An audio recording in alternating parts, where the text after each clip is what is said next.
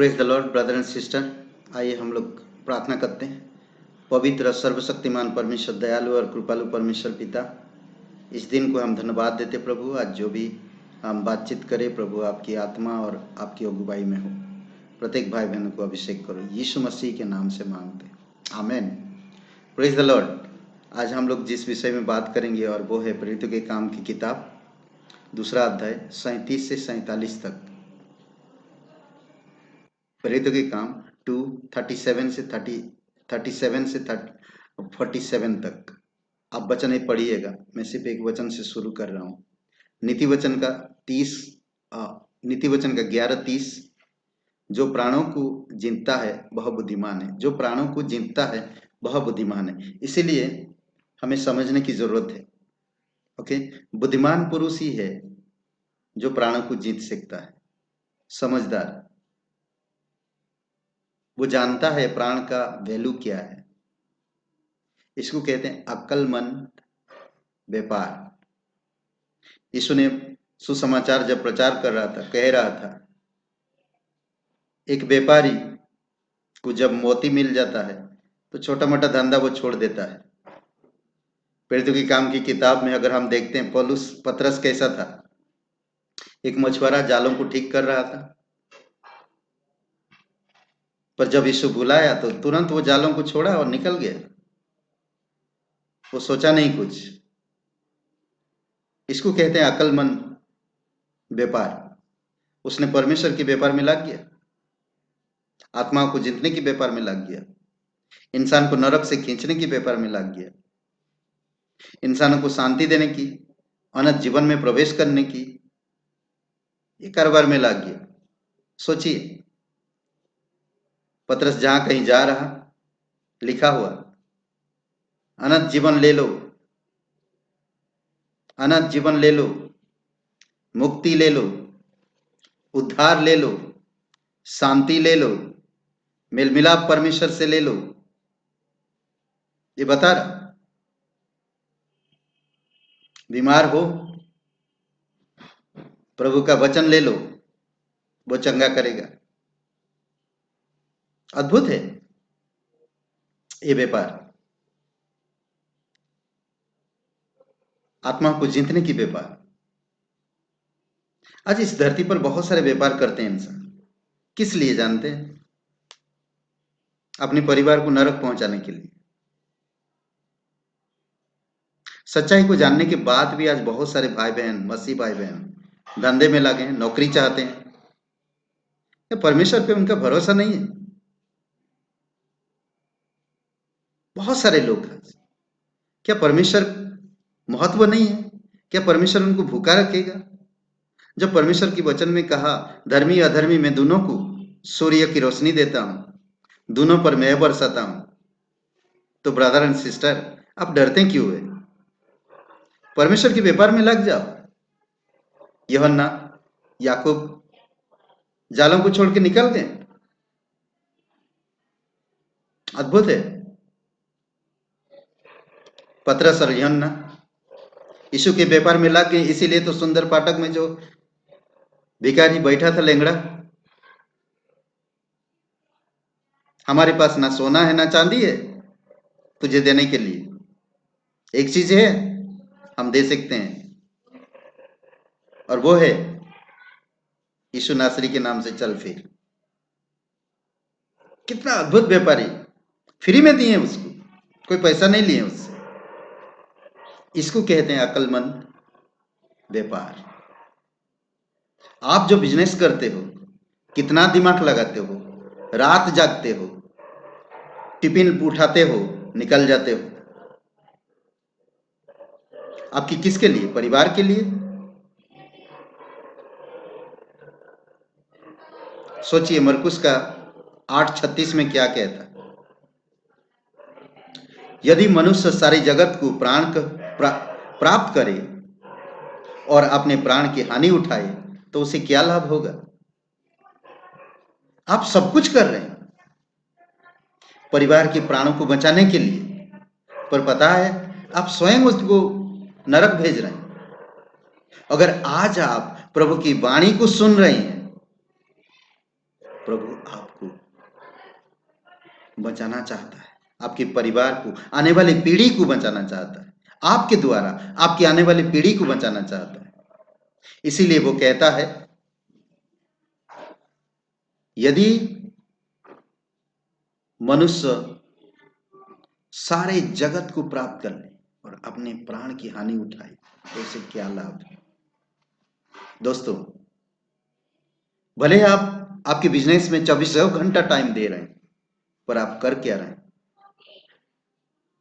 वो बिजनेस आप चले जाएंगे, आपका बेटा करेगा, वो चला जाएगा, उसका बेटा करेगा, वो चला जाएगा, उसका बेटी करेगा। इस तरह से बिजनेस चल जाएगा, पर आप कहां जा रहे हैं पता है? नरक में। आज वक्त निकालिए प्रभु के लिए, पर्चा लीजिए हाथ में और जाइए, डोर लॉकिंग करिए, जाइए, देखिए, प्रार्थना करिए, प्रभु मुझे आज एक इंसान को दीजिए ताकि मैं इस व्यापार में शामिल कर सकूं, ताकि ये मुफ्त में मैं ये मुक्ति, शांति, प्रेम, उद्धार, अनंत जीवन दे सकूं मुफ्त में। सोचिए, ये जो व्यापार है, ये अद्भुत व्यापार है। आत्माओं को जीतना इस पृथ्वी का सबसे महान कार्य है। आत्माओं को जीतना इस पृथ्वी का सबसे महान कार्य है। जो कोई यीशु मसीह पर विश्वास किया, वो एक राजदूत है, वो एक राजदूत है। इसलिए दूसरा कुरिन्थियों का 5:18-20 में कहता है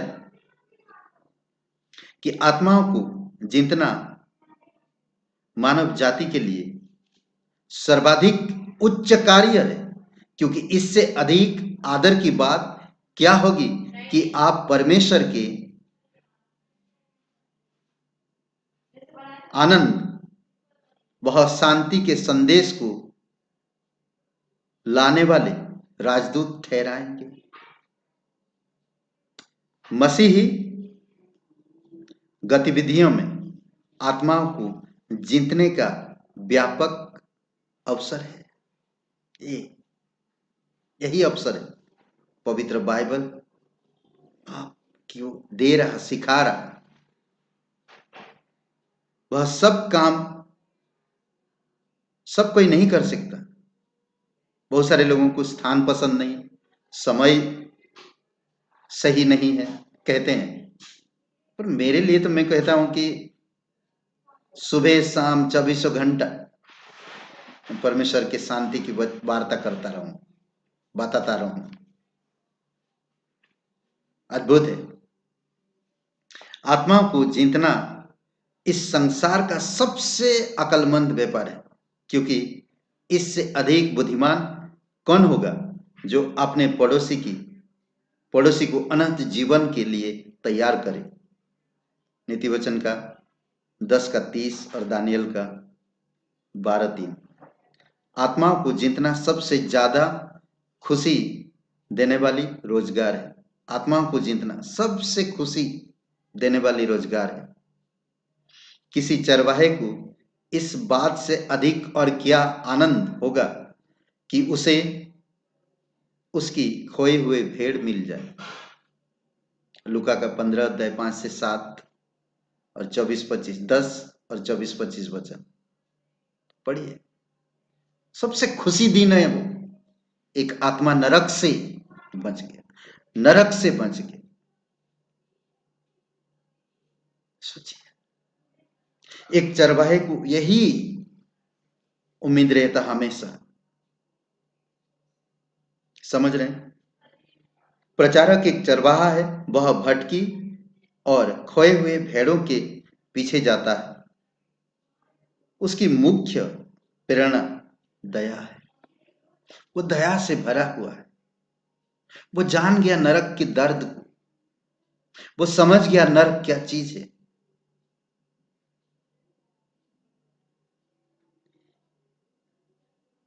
इस युग की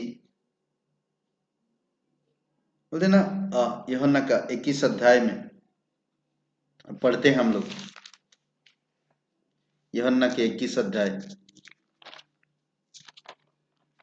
और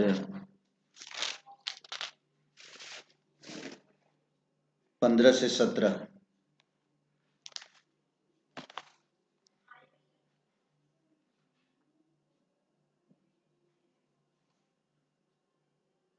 पंद्रह से 17 ये कहता है,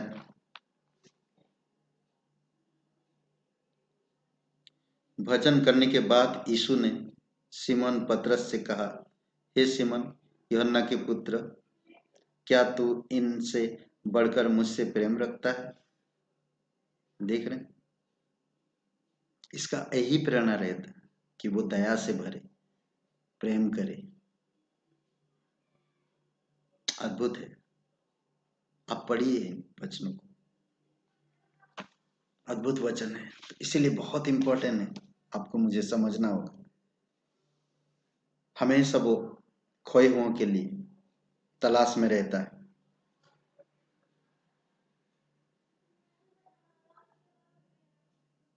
यीशु ने 3 बार उससे पूछा, पुनरुत्थान के बाद 3 बार उससे पूछा, याद दिलाया। पतरस को इस कार्य के लिए नियुक्त करने से पहले 3 बार उसने प्रेम करने के विषय में पूछा, प्रभु के लिए तथा खोए हुओं के लिए प्रेम। प्रभु के लिए, खोए हुओं के लिए प्रेम।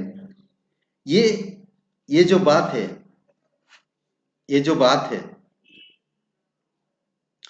कहते हैं कि ये दोनों सत्य आपस में मिले हुए हैं। प्रभु से प्रेम करना और खोए हुए से प्रेम करना। मैं अगर प्रभु से प्रेम करता हूं तो खोए हुए से प्रेम करूंगा। ये दोनों एक साथ मिले हुए हैं। जब तक हम अपने पड़ोसियों से अपने समान प्रेम नहीं करेंगे, तब तक हम अपने अंदर उन सबको एकत्रित नहीं कर सकेंगे जो उन्हें नरक में वेग से जाने से रोकते हैं। समझ रहे हैं? एक व्यक्ति है 18वीं सदी का, विलियम बुद्ध। इस बात पर उन्होंने कहा, साल्वेशन आर्मी का संस्थापक थे वो। ये बात कही उन्होंने, इस बात पर जोर दिया कि प्रत्येक प्रचारकों को नरक की डरावनी स्थिति का दर्शन होनी चाहिए। नरक की जो डरावनी स्थिति दर्शन होनी चाहिए, जरूरी है। हर एक इंसान नरक की जो दर्द है, नरक की जो डर है, उनके जीवन में होना चाहिए। दूसरी बात कहता उसने वो बात याद दिलाया लूका का 16 अध्याय में 27 और 28 वचन।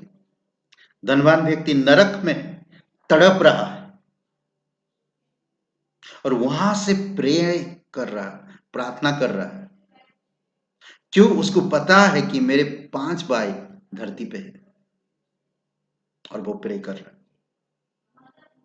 दोस्तों, आज अगर आप समझ पा रहे हैं तो इस व्यापार में लग जाइए, जुड़ जाइए इस व्यापार में। भयभीत मत हुई। ये अकलमंद व्यापार है, ये कभी नाश नहीं होगा। आमीन। आइए प्रार्थना करते हैं। हमारी सर्वशक्तिमान परमेश्वर, दयालु और कृपालु परमेश्वर, सारा आदर सारा महिमा हम तुझे देते। तू अगुवाई कर पिता। धन्यवाद। प्रत्येक भाई बहनों को प्रेरणा दे, जागरूक कर प्रभु, और तेरे राज्य की सुसमाचार को इस भारत में अलग अलग क्षेत्र में जो बसते हैं उनको प्रचार में, अपने दोस्तों, अपने पड़ोसी, अपने आसपास के लोगों में, गांव में, शहर में, पड़ोस मोहल्ले में प्रभु आप अगुवाई करना। धन्यवाद। आपकी स्तुति महिमा करते। जीवित और पराक्रमी परमेश्वर, अभिषेक करो इस समय को यीशु मसीह के नाम से। आमीन। आमीन। सबको जय मसीह की।